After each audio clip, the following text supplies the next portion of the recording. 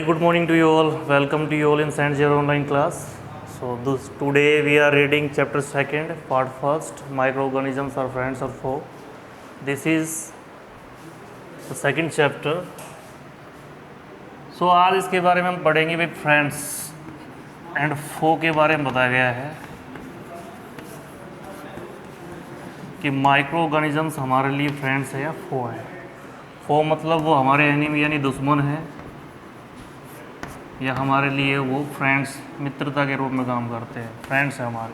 ठीक है, इस चीज़ के बारे में हम पढ़ेंगे आज। तो सबसे पहले मैं आपको बताना चाहूँगा कि माइक्रोऑर्गेनिजम्स क्या है। तो सबसे पहले इसी चीज़ को पढ़ते हैं, microorganism.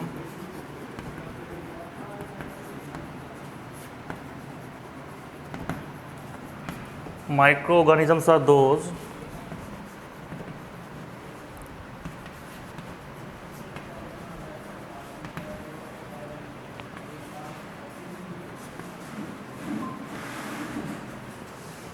which can't be seen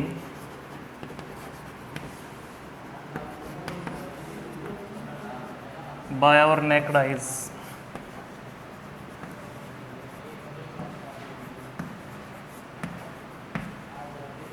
Means we cannot see them by our naked eyes. These are very small. Okay, that's why we are unable to see them with our naked eyes. Like as you can give the example, protozoa, bacteria, fungi, and many more. These are the example of microorganisms. So some are helpful for us, some are not helpful. कुछ हमारी help करते हैं, कुछ हमारी मदद नहीं करते हैं। तो इसी वजह से हमारा जो चैप्टर है इसका नाम भी क्या है, फ्रेंड्स और फो। मतलब या तो हमारे लिए दोस्ती का काम, मित्रता का काम करते हैं, या दुश्मनी का। कहने का मतलब ये है कि ये हमारे लिए बेनिफिशियल भी हैं और नहीं भी। ठीक है, अगर रोगों को देख के बोला जाए तो ये हमारे लिए बेनिफिशियल नहीं है, क्योंकि इनसे बहुत से डिजीज़ हमें हो जाते हैं। और अगर रोगों को ना ध्यान रखा जाए, if we are not seeing to the disease, then we can say these are beneficial for us. For example,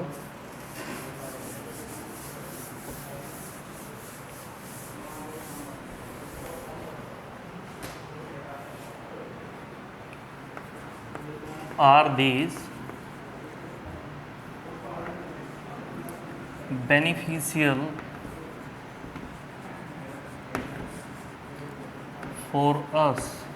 This question arises in our mind that are these beneficial for us or not? क्या ये हमारे लिए उपयोगी है या नहीं है।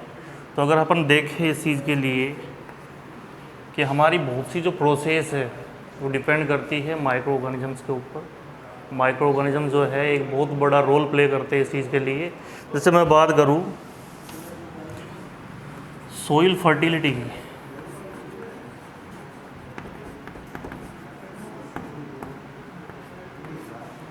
तो means to make the soil fertile we need this microorganisms. How these are helpful for us? So you know very well that you can think that this is atmosphere or cloud. Okay, here 78% of nitrogen is present in our environment. So this is the ground. So here we have any types of plant. You can see this one, and this has root. So some plant has nodules. In the nodules of them they are having a bacteria that is rhizobium. This rhizobium is a microbes. This is a microorganism, you can say. The other name is that microbe. So this rhizobium, how this helpful for us? What is the work of this? So I want to tell you, this convert this atmospheric nitrogen into nitrate.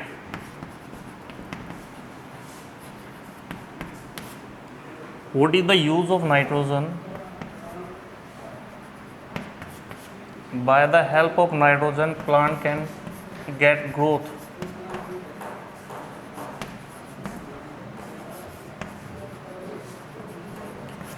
मतलब पेड़ पौधों की जो वृद्धि है वो इसी की वजह से होती है, ठीक है। तो इसका मतलब हमारे दिमाग में क्वेश्चन था कि भाई 78% नाइट्रोजन की अमाउंट अगर एनवायरनमेंट में फिक्स है तो प्लांट को इन राइजोबियम वगैरह जो बैक्टीरिया हैं इनकी क्या ज़रूरत पड़ती है। तो मैं आपको बताना चाहूँगा कि जो ये नाइट्रोजन है ये डायरेक्टली प्लांट यूज़ नहीं कर सकते हैं। तो इसलिए ये जो बैक्टीरिया है राइजोबियम ये क्या करता है, ये नोडल्स में पाया जाता है और ये क्या करता है, इस नाइट्रोजन को नाइट्रेट में कन्वर्ट कर देता है, जिससे ये फर्टिलिटी को क्या रखता है, मेंटेन रखता है। एक तो ये हेल्प हो गई। दूसरी अगर मैं फर्टिलिटी के लिए बात करूँ तो ये मैन्योर फॉर्मेशन में भी हमारी हेल्प करते हैं, फॉर्मेशन ऑफ मैन्योर।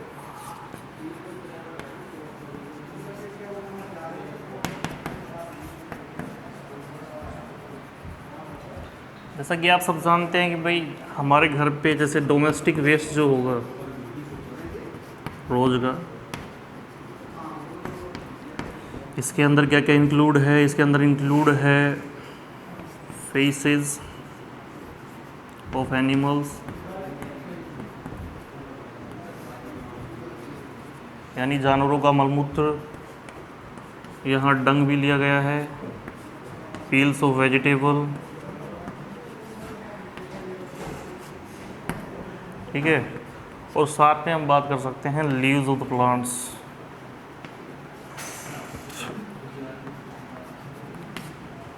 जैसे आपने देखा होगा कि भाई ये सारे डोमेस्टिक वेस्ट हैं, अपन क्या करते हैं इनको, जो एक गड्ढा है ज़मीन में उस गड्ढे में ये सारी चीज़ें डाल देते हैं। ये जो डोमेस्टिक वेस्ट है ये हमने इसमें डाल दिया तो होगा क्या, यहाँ इस वेस्ट के अंदर माइक्रोब्स जनरेट होंगे। माइक्रोब्स मतलब micro organism.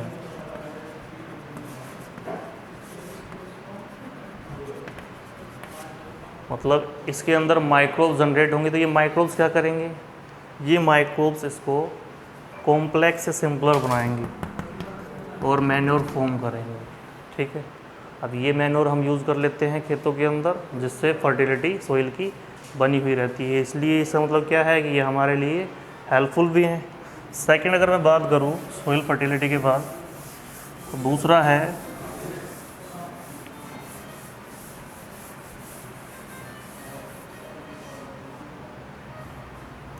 Making curd and bread.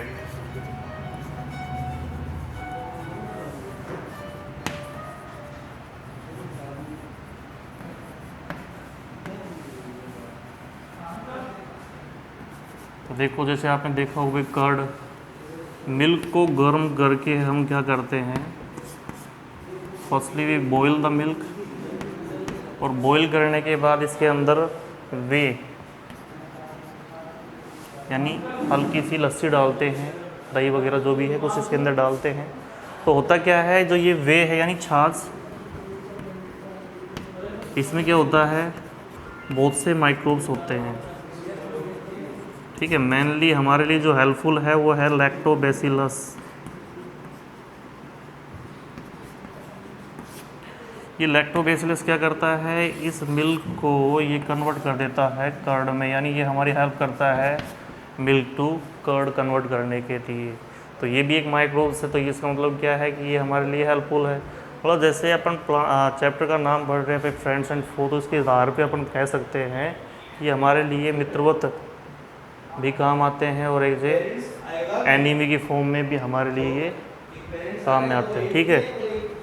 Second अपन बात करें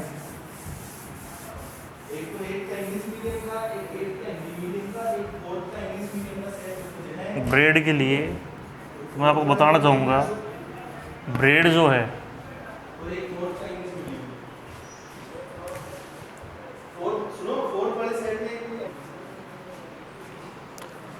हाँ, तो आगे हम बात करते हैं भाई ब्रेड की। तो ब्रेड जो है, ब्रेड फर्मेंटेशन जैसे आपने सुना होगा, एक प्रोसेस है जिसके अंदर शुगर को कन्वर्ट किया जाता है अल्कोहल में, ठीक है। इसमें यीस्ट अपन क्या करते हैं, ये यीस्ट क्या है, एक माइक्रोब्स एक तरीके से ये यूज़ किया जाता है इसको। तो ये क्या करता है, कन्वर्ट कर देता है किसी भी फूड पार्टिकल के अंदर शुगर प्रेजेंट है, शुगर को किस में डिस्कवर कर देता है, ये अल्कोहल में चेंज कर देता है, कन्वर्ट कर देता है, ठीक है। तो इसमें ये अपनी हेल्प करता है। तो जो ब्रेड है वो ब्रेड भी अपन इसी तरीके से प्राप्त करते हैं। ये यीस्ट जो है, ये यीस्ट उसके अंदर डालकर अपन ब्रेड भी बनाते हैं, जैसे जो भी अनाज है उसका जो आटा होगा, ठीक है। जैसे अपने पास क्या होता है, इडली बनाने के लिए इडली का जो इंग्रेडिएंट है,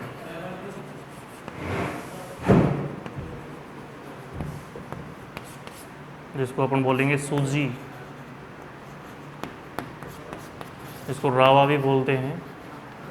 इसके अंदर अगर ये इंग्रेडिएंट डाल, जैसे जो अपन यीस्ट बोल रहे हैं माइक्रोब्स, ये डालते हैं तो ये क्या कर देता है, उसको एयरी बना देता है, जिससे ब्रेड जनरेट की जा सकती है। दूसरा अपन बात करें भटूरे, आपने देखे होंगे। तो ये भटूरे भी जो हैं वो इतने मतलब फूल जाते हैं, कैसे क्या, मतलब उसमें क्या होता है, उसमें भी सेम ये यीस्ट डाला जाता है, खमीर, जो क्या करता है उसको, ये माइक्रोब्स है जो हेल्प करता है उसको एयरी बनाने के लिए, ठीक है। फर्मेंटेशन मैंने आपको बताया, इसका यूज़ किया जाता है वाइन्स वगैरह बनाने के लिए। ये प्रोसेस है जो अल्कोहल तैयार किया जाता है, उसमें इसको बहुत ज़्यादा यूज़ किया जाता है फर्मेंटेशन। इसमें क्या किया जाता है, अनाज को सड़ाया जाता है। अनाज में क्या है, कोई भी जैसे हमारे पास सीरियल है, ग्रेन्स मान लो आप, वीट है, मेज़ है, बाजरा है, पल्म मिलेट, इनमें क्या किया जाता है, इसमें जैसे शुगर अमाउंट जो है प्रेजेंट है, उस अमाउंट को यीस्ट डालकर अपन किस में, अल्कोहल में कन्वर्ट करते हैं। इस प्रोसेस को ही अपन क्या नाम देते हैं, फर्मेंटेशन। किण्वन विधि है, एक तरीके से सड़ा के किसी चीज़ को क्या बनाया जाता है, अल्कोहल तैयार किया जाता है, इसलिए ये इसमें भी हमारी हेल्प करते हैं। फिर इनका जो यूज़ है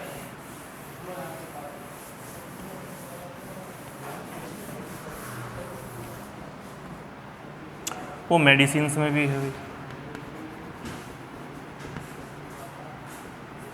मतलब बहुत सी जो एंटीबायोटिक्स हैं, एंटीबायोटिक्स और एंटीसेप्टिक दो वर्ड ध्यान से सुन लो अच्छी तरीके से। एंटीबायोटिक और एंटीसेप्टिक। एंटीसेप्टिक तो क्या है, जो अपन बाहर से यूज़ करें, जैसे अपने कोई घाव वगैरह हो जाता है वुंड, उसके ऊपर जो क्रीम वगैरह अप्लाई की जाती है वो एंटीसेप्टिक है। जैसे अपन हल्दी की बात करें, ये एक नेचुरल इंग्रेडिएंट है जो एंटीसेप्टिक के रूप में काम किया जाता है, लेकिन ये एंटीबायोटिक भी है, इसको अपन खा भी सकते हैं, ठीक है। तो ये हमारे मतलब दोनों तरीके से हेल्प कर सकता है। एंटीबायोटिक जिसको हम शरीर के अंदर प्रवेश करवाएं और उससे हमारी हेल्प करे बैक्टीरिया की ग्रोथ को रोकने के लिए, ठीक है। तो एंटीबायोटिक यानी जो भी मेडिसिन्स होती हैं एंटीबायोटिक, मोस्टली उनके अंदर भी हम माइक्रोब्स यूज़ करते हैं। जैसे मैं आपको बताना चाहूँगा, पेनिसिलिन,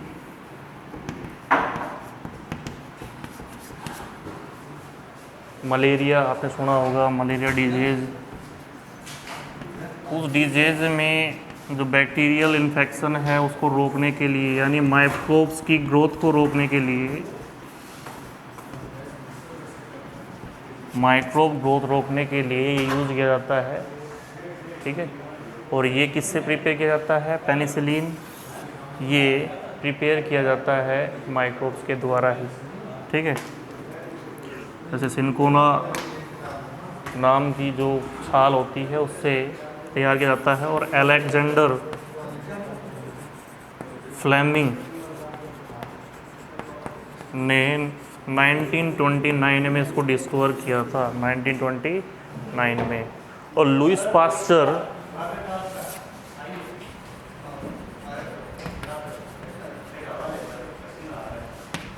पास्चर जो थे, उन्होंने 1857 में डिस्कवर किया था फर्मेंटेशन को।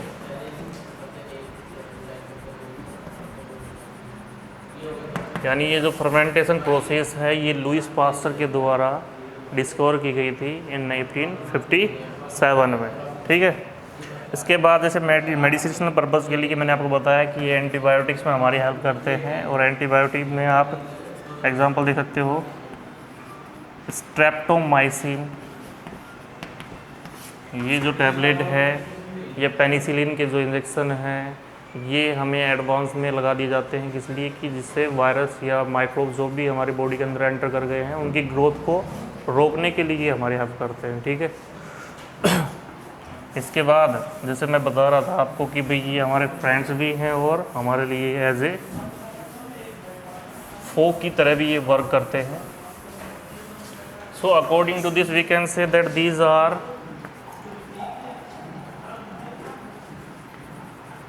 our friends because they help us। Soil fertility maintain करते हैं तो क्या होगा, पेड़ पौधे ग्रोथ करेंगे अच्छे से। ठीक है, फसल जो ग्रोथ करेगी तो उससे प्रोडक्शन ज़्यादा होगा, तो ये हमारी हेल्थ के लिए मतलब काम में आते हैं हमारे। मैंने आपको बताया मेडिसिन के बारे में कि मेडिसिन भी इनसे तैयार की जाती है। बहुत सी और जैसे क्रियाएँ हैं, आप बता सकते हो फर्मेंटेशन के बारे में। अब पेनिसिलिन जो मेडिसिन है वो तैयार की गई है इससे। और अगर आप बताना चाहें कर्ड से मिल्क का चेंज, बर्ड, और ये जो केक वगैरह हैं, ये भी बेकरी जो शॉप्स हैं उनके अंदर जो केक वगैरह जनरेट किया जाता है वो भी इनकी हेल्प से बनाया जाता है। ठीक है, तो इस तरीके से ये माइक्रो ऑर्गेनिज्म जो है हमारी हेल्प करते हैं। तो इसमें जैसे मैं पहला ये आपसे एल्गी के बारे में बताना चाहूँगा। ये जो माइक्रोब है एल्गी, ये कहाँ मिलता है mostly? This we can found where excess of water.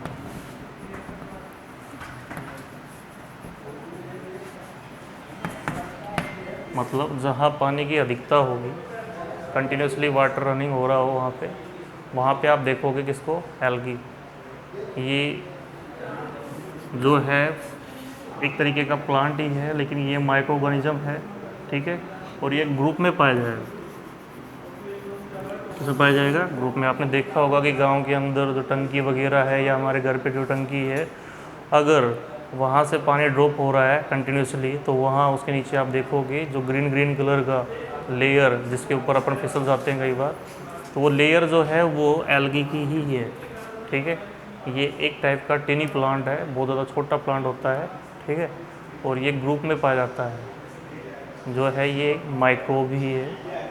अब ये एल्गी जो है ये हार्मफुल है या बेनिफिशियल फॉर हमारे लिए, तो अब मैं आपको बताना चाहूँगा कि ये जो एल्गी है, अगर अपन ह्यूमन एक्टिविटी के आधार पर देखें तो ये हमारे लिए क्या है? हार्मफुल है। हार्मफुल कैसे है कि जो हमारे पानी के सोर्सेज हैं, वाटर सोर्सेज, जहाँ भी हमें पानी की ज़रूरत पड़ती है वहाँ से अगर अपन पानी लेके जाएंगे, fetching water from there, then we can be slip, हम फिसल सकते हैं। We can be hurt by this. Okay, so ये जो प्रोसेस है, कहने का मतलब जो एल्गी है, ये हमारे लिए क्या है उस टाइम पे हार्मफुल होगा, क्योंकि बोन फ्रैक्चर प्रॉब्लम हमें हो सकती है इस। ठीक है, अब दूसरी बात ये है कि ये उस सोइल को क्या कर लेते हैं? कवर कर लेते हैं। तो कवर कर लेंगे तो क्या होगा? जो सोइल के अंदर क्या होगा, नीचे जो भी प्लांट्स हैं उनकी रूट्स जो हैं वो सही तरीके से एयर को प्राप्त नहीं कर पाएंगे। ठीक है, जैसे मान लो अगर कहीं एल्गी है और उसके आसपास कोई पौधा, स्मॉल प्लांट जनरेट है वहाँ, तो जर्मिनेट होने के बाद क्या होगा? वो अच्छी तरीके से ग्रोथ नहीं कर पाएगा, क्योंकि उसकी जो रूट्स है वो प्रॉपरली कवर्ड हो चुकी है किससे? एल्गी से। तो इसी वजह से होगा क्या? एल्गी जो है उसकी रूट्स तक क्या नहीं जाने देंगी? एयर को नहीं जाने देंगी। भाई एयर अभी हमने पिछले चैप्टर में पढ़ा था कि एयर जो है वो ज़रूरी है प्लांट्स के लिए, उनकी रूट्स के लिए। इसलिए हम क्या करते थे? सोइल को लूज़ करते थे। इसलिए हमने कई बार उसको कल्टीवेट किया खेतों को।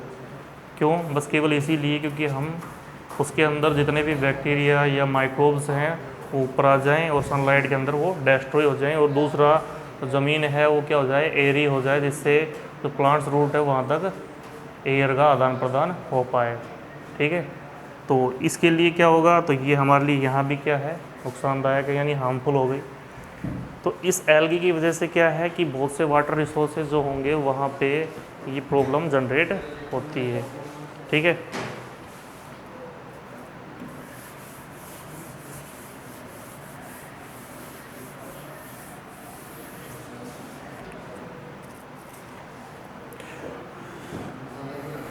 देखो इनका जो ग्रुप्स है उस ग्रुप्स में मैंने आपको बताया था अभी प्रोटोजोआ आता है, ठीक है, फंगी आता है, एल्गी आता है, उसके अलावा बैक्टीरिया, वायरस जो हैं इसी ग्रुप में आते हैं, ठीक है। अब वायरस से जैसे मान लो ये अब हमारे लिए एज ए फोक की तरह वर्क करते हैं, तो उसके लिए आप क्या बताओगे कि भाई इससे बहुत सी डिजीज़ जनरेट हो जाती हैं। वायरस जो है ये है क्या, देखो ये just as a link between living and non living, ये दोनों तरीके से रहते हैं, लिविंग भी हैं नॉन लिविंग भी हैं। जैसे जहाँ भी इनको सर्वाइवल के लिए क्या मिलेगा, एटमॉस्फेयर या सूटेबल